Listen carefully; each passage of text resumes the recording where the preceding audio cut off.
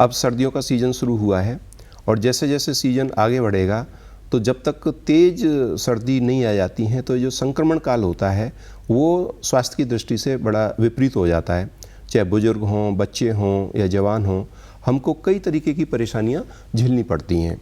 नाक, कान और गले की परेशानियां तो सामान्य परेशानियां होती हैं जो इस सीज़न में हमको दिखाई देती हैं, चाहे वो छोटे बच्चे हों, बुजुर्ग हों।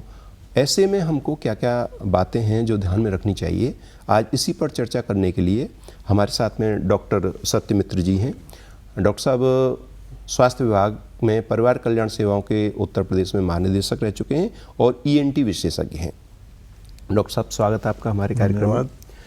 सर्दी का सीजन आते ही किसी की नाक बह रही है, किसी को एलर्जी हो रही है, किसी को गले में खराश हो रही है, तो ये परेशानियां सामान्य हैं जी। तो सबसे पहले हम तो अपने दर्शकों को ये बताना चाहते हैं कि कुछ चीज़ें हैं जिनको आप अपनाएं तो इन परेशानियों से बच सकते हैं।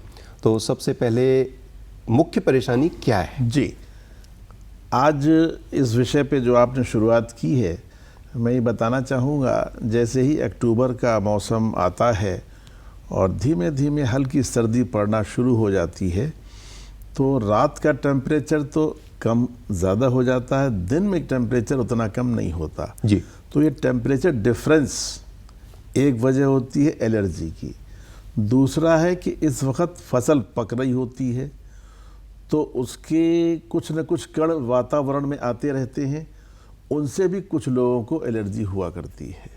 तो एलर्जी का नाक, कान, गले में तीनों ही तीनों में कान उतना प्रभावित नहीं होता, लेकिन नाक और गला तो स्पष्ट रूप से प्रभावित होता है जी। नाक सबसे सामने है और शरीर की एक रक्षा पंक्ति भी है नाक जी। क्योंकि नाक के अंदर हर चीज़ न जाए उसे रोकने के लिए भी नाक के अंदर छोटे छोटे रोम होते हैं, हेयर्स होते हैं, जिनकी वजह से हर चीज़ अंदर प्रवेश नहीं कर सकती। ज़रा भी प्रवेश करेगी तो छींक आ जाती है, आपने देखा होगा। इसी तरह से हर चीज़ प्रवेश रोकने के लिए उसमें व्यवस्थाएं हैं। अगर ज़्यादा हो गई छींक आ जाएगी या नाक से पानी आ जाएगा। तो इस तरह से ये चीज़ें होती हैं।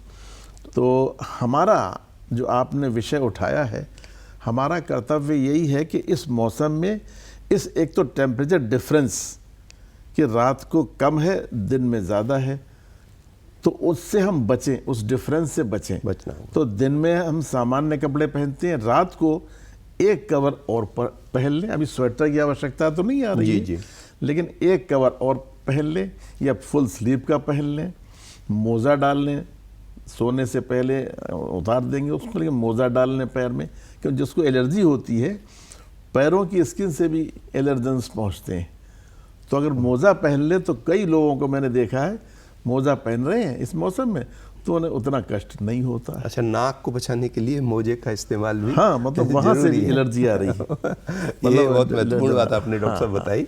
अच्छा, रात में पंखा चलाते हैं लोग, तो उससे पंखा चलाते हैं तो हम सो गए, सोने के बाद 1 बज गया, पंखा उसी स्पीड पे चल रहा है लेकिन टेम्परेचर और कम हो गया, तो उससे कष्ट होगा। सुबह उठेंगे या तो गला खराब मिलेगा या छींकें शुरू हो जाएंगी। तो हमें इससे बचना है, या तो हम इतने तत्पर हों कि हम 12, साढ़े 12, 1 तक उसकी स्पीड कम कर देंगे, या आवश्यकता नहीं है तो हम उसे बंद कर देंगे। इतना करना चाहिए। तो एक तो मतलब हमको अपने जो क्या पहनना है इस पर ज़्यादा ध्यान देना है, और दूसरी बात है कि खान पान में या इसको बदलाव को रोकने के लिए, उसके लिए हम सबसे अच्छी बात मैं तो ये कहूँगा कि सोने से पहले एक बार गार्गल कर लें, गरारा कर लें, गुनगुने पानी में नमक डाल के गले को साफ कर लें, सिकाई कर लें, तो हमारी आधी परेशानी दूर हो जाएगी। यानी कि डॉक्टर साहब का एक सुझाव ये है कि एक तो कपड़े ऐसे पहने जो कि ठंड को सहन कर सकें और उसका प्रभाव सीधे शरीर पर नहीं आए।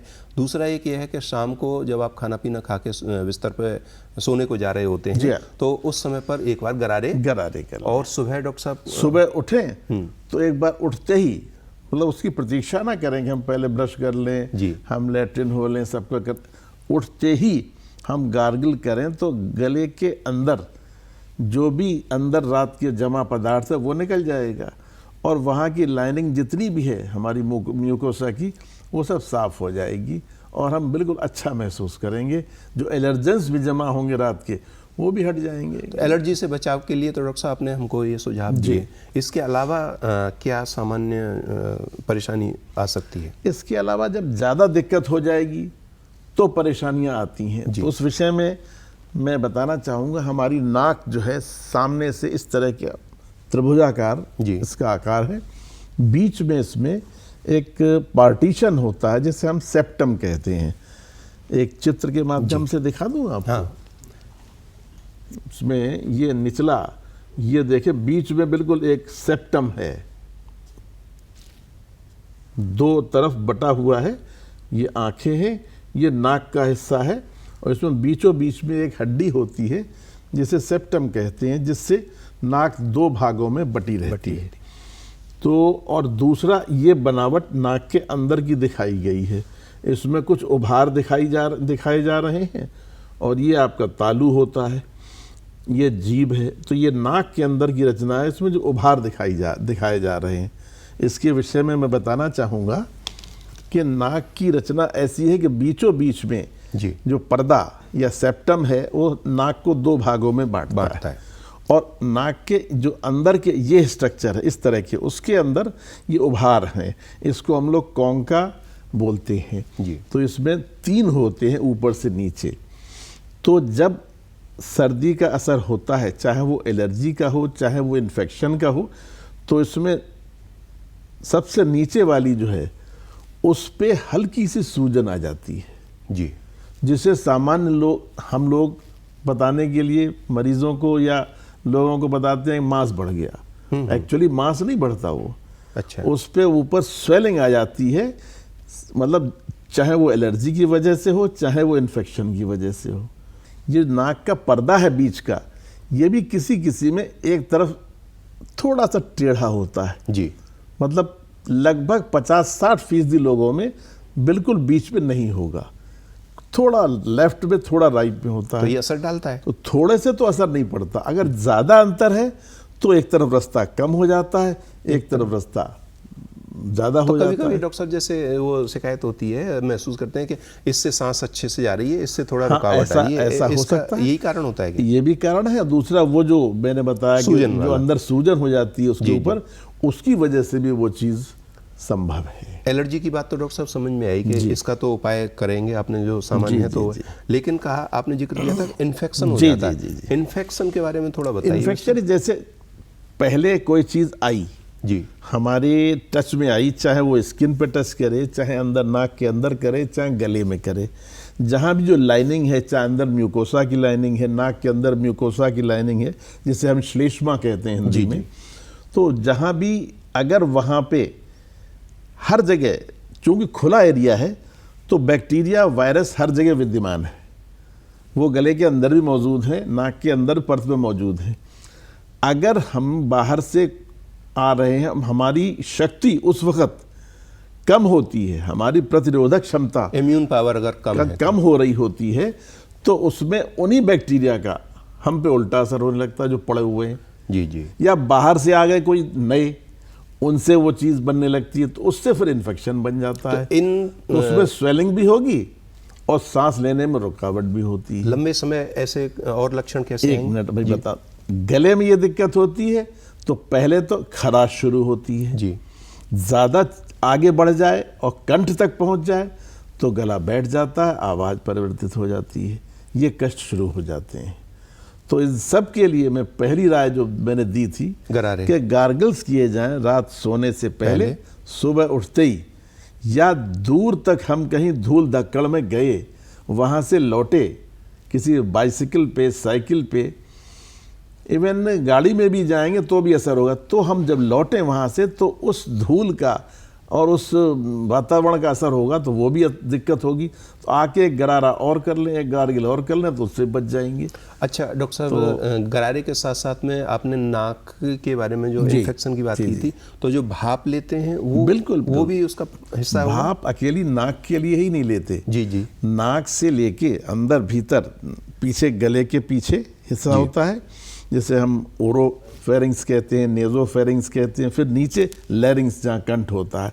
इन सब में जब सिस्टम पूरा इन्वॉल्व हो जाता है, हमारी आवाज़ भी बैठ गई, गला बैठ गया, नाक बंद हो रही, तो हम भाप लेने की सलाह भी देते हैं। डॉक्टर साहब, एक दर्शकों को मैं थोड़ी सी जानकारी आपसे और दिलवाना चाहूँगा। आपने इन्फेक्शन की बात की है।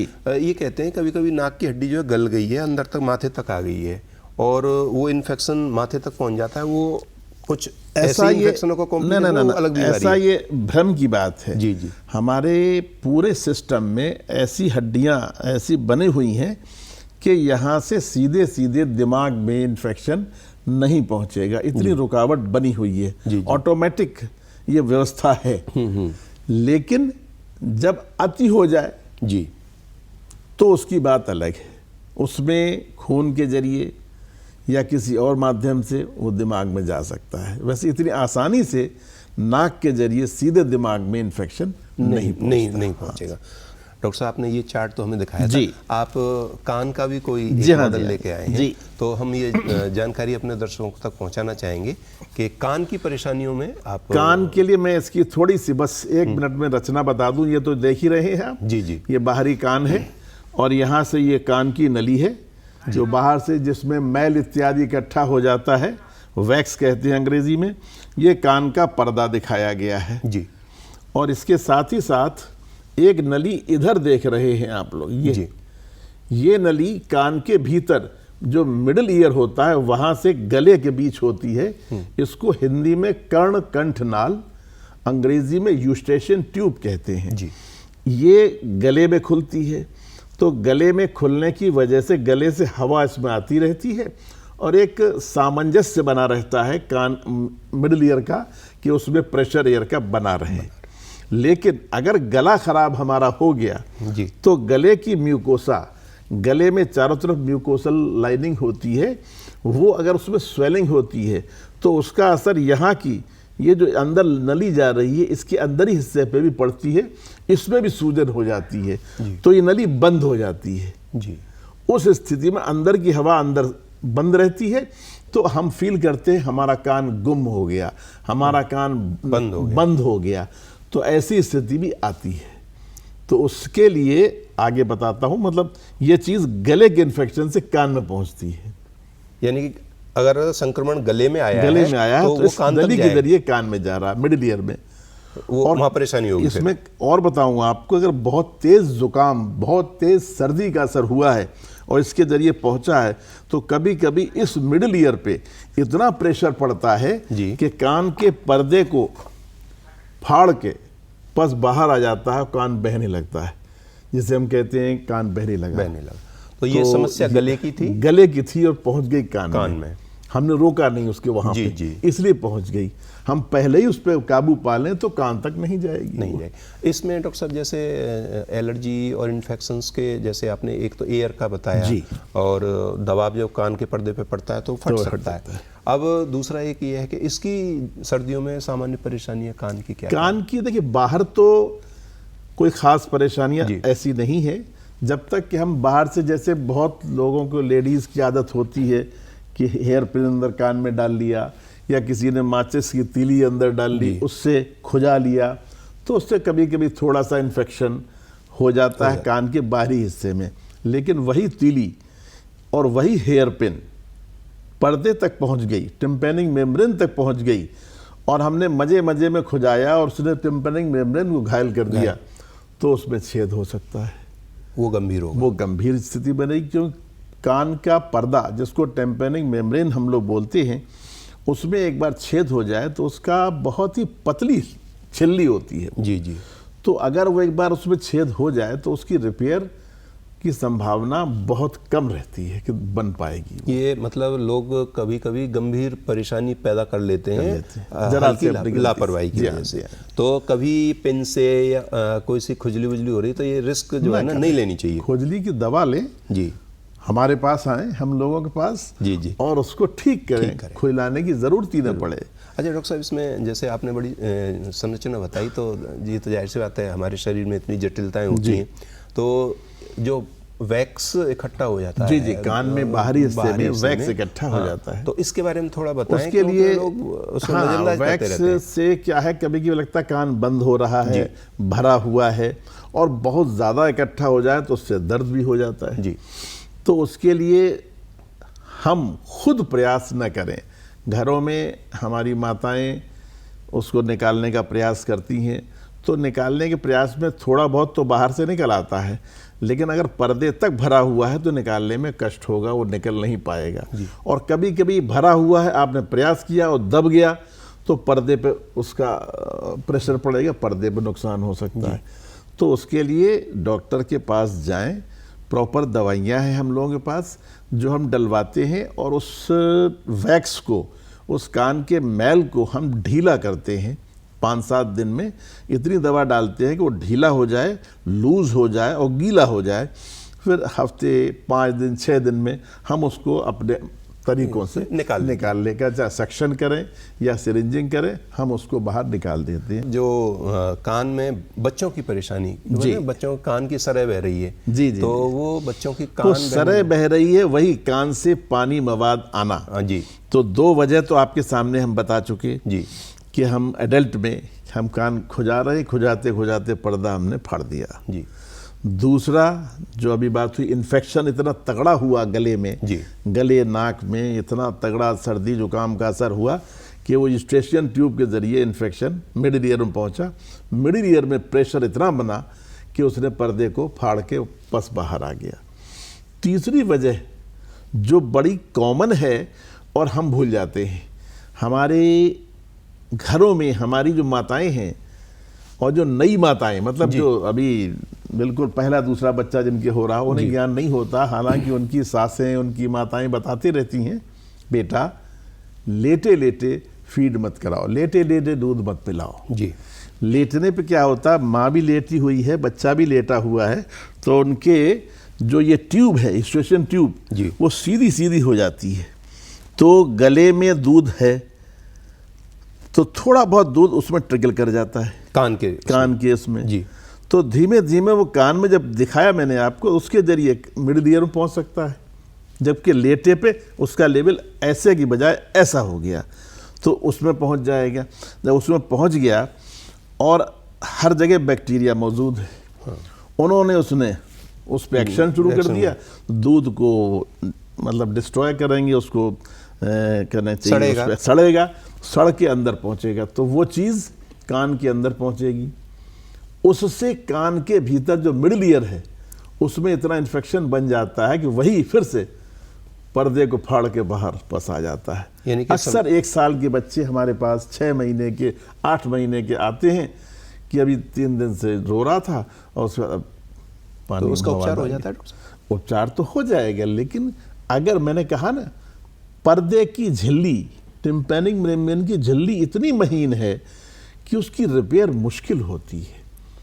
इसलिए अगर उसमें एक बार होल, एक बार छेद, एक बार उसमें खराबी हो गई तो उसका बनना 99% मुश्किल होता है। जी जी। तो इसलिए हमें सावधानी बरतनी चाहिए। मैं हर बार हर माँ से ये कहूँगा कि आप बेटे को, बच्चे को अपने फीड करा रहे हैं तो लेटे लेटे न कराएं, खुद बैठें, बच्चे को लिटाएं, तभी फीड कराएं।